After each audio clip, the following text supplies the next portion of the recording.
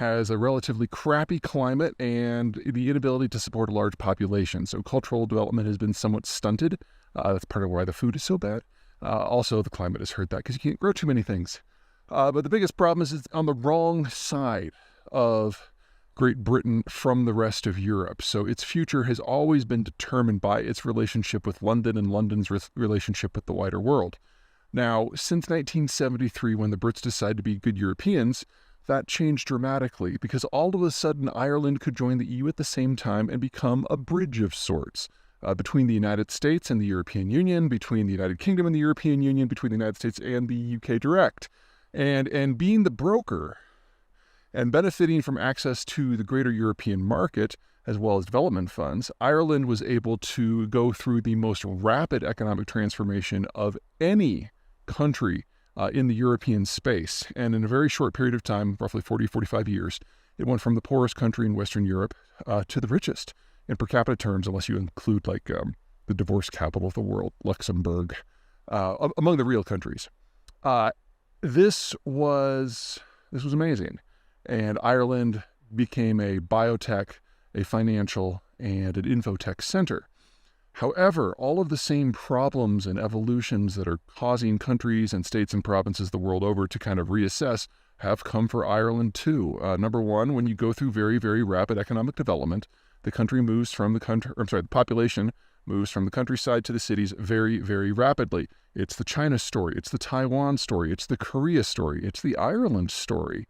And so Ireland basically had this period of 40 years where everyone was becoming a yuppie and no one was having kids. And all of the money that would normally be spent on child rearing was instead spent on education and infrastructure development.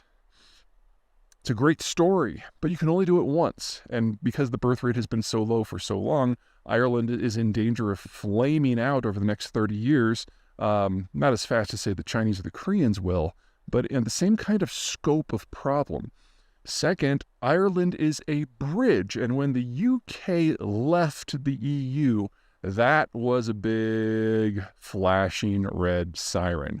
Because if the UK is going to negotiate its own deals, then it's going to have independent access to all of these places. And all of a sudden, the bridge that is Ireland doesn't matter so much.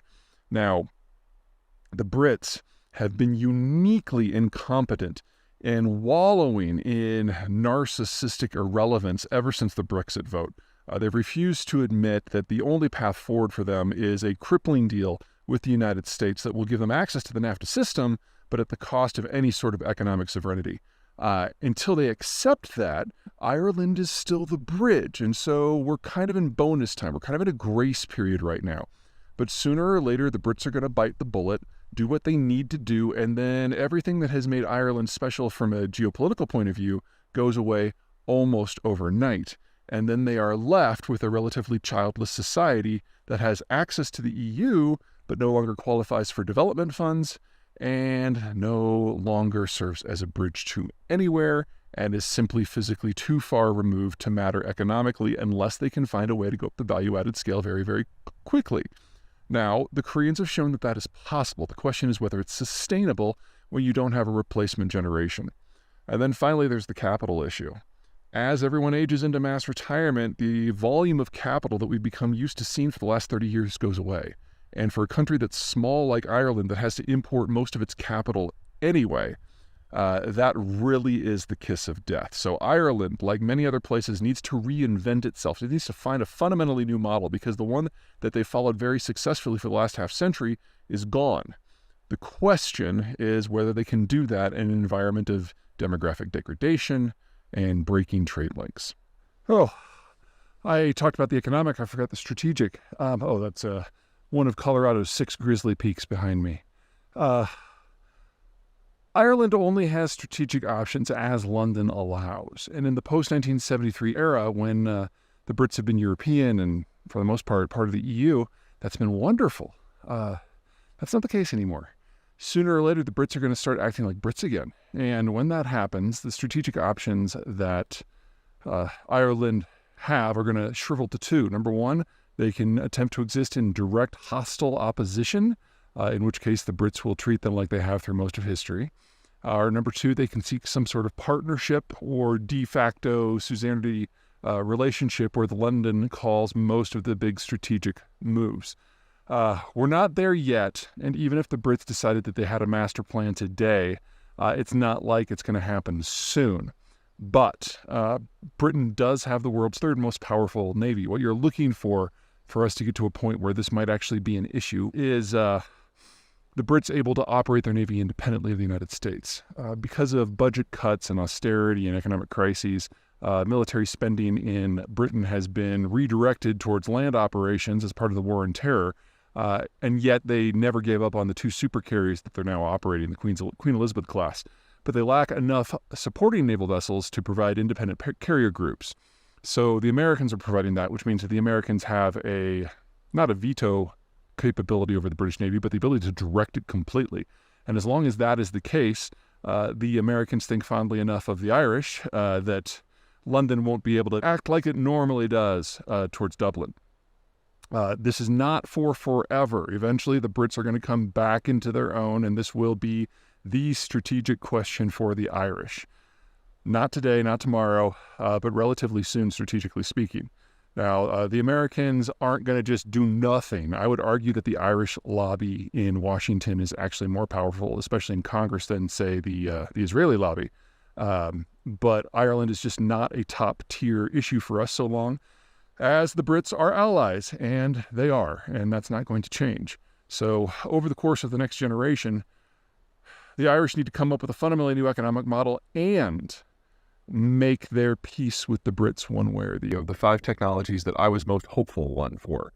The issue we're facing is that we're entering into a period of extreme capital dearth and a shortage of people in their 20s and their 30s. Well, the people in their 20s and their 30s are the folks who get together and imagine the future and develop the technology, and a lot of cheap capital is required to bring it to mass manufacture. And without those two factors, the pace of technological change that we've been used to seeing these last 20, 25 years is going to slow considerably. And that's before you consider any sort of general dislocations because of demographic aging or drops of consumption or breakdowns in globalization.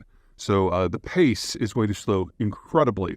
And the question is which technologies are kind of already at the hump, where they're just right on the edge of mass manufacture and mass application. And one of the technologies that I identified was something called small modular nuclear reactors. The idea is you have a reactor that's small enough to fit on the back of a semi-trailer, and you can just plug it into any other power system. So if you've got a coal plant, for example, that you are looking to decommission, you can pull one of these in or two of these based on the size, up to 10, and just plug them in and they're good to go. And the 20% of electricity that the United States gets from nuclear currently could continue in perpetuity. Well, over the course of the last couple of weeks, the companies that were involved in building the prototype have abandoned the project. They say the numbers no longer make sense. They could get enough sponsors. So if this technology is going to continue, it's going to continue at a later time with different players in an environment of even sharper limitations on technological development and capital availability, which means it's probably not going to happen this decade at all. Which means the 20% of the electrical grid that is supplied by nuclear right now is going to fade away because, with a couple of exceptions, all of those reactors are older than I am, and I turn 50 very, very soon. So not only do we need to massively increase the amount of power generation we have to double the size of the industrial plant as the Chinese break apart, and we need even more power in order to do the green transition and maybe move to a more electric future, we also have to replace 20% of our total energy supply, which is at the moment all base load, which is something that wind and solar can't come up with or can't work with because they're too intermittent. So we just saw our overall challenge for the next decade become inordinately more difficult unless, of course, someone... Moment was the best time I could think of to talk about the Arctic. A lot of you have written in and wondering if we're on the verge of a new era of exploration and exploitation and development. Can't rule it out, but a couple things to keep in mind. Number one, the Arctic is, for the most part, completely unpopulated. And so even if you have a wonderful mineral resource, you then have to go into tundra in order to build roads or ports or airstrips. Tundra is not great land to deal with. In the summer, it tends to turn into a full-on swamp. So if you're going to have a town, it has to be elevated. And if you're going to have a road, it has to be on a raised berm that stretches hundreds, if not thousands of miles. which is why most of the remote places in Russia and Canada for mining aren't on the road network. You basically fly in, and then the place is just a frozen version of hell in the winter. If you want to do offshore, you're not just dealing with ice, you're dealing with moving sea ice, which means that most of what you have to do has to be under the ice, and yet it still has to be pumped back to the shore where it can be stored until the ice melts in the summer. So now you also need storage. So your cost for development for facilities up there is very high. The maintenance cost is extreme, and you're not going to be able to have a regular income stream because you can only ship out seasonally. Then there's the problem that where there are populations on the or above the Arctic Circle are very, very limited. You basically have two categorizations. The first is you've got the Russians, because during the Soviet period, the Soviets saw the entire Arctic zone as a zone for national security, and even though it made no economic sense, they settled people up there to the tune of a few million. Now, the vast majority of those people have found ways to get back to warmer climes, but there are still places like Murmansk and Norilsk that are way up there. The thing is, no one is going to sink the capital and technology that is necessary to develop the Russian Arctic.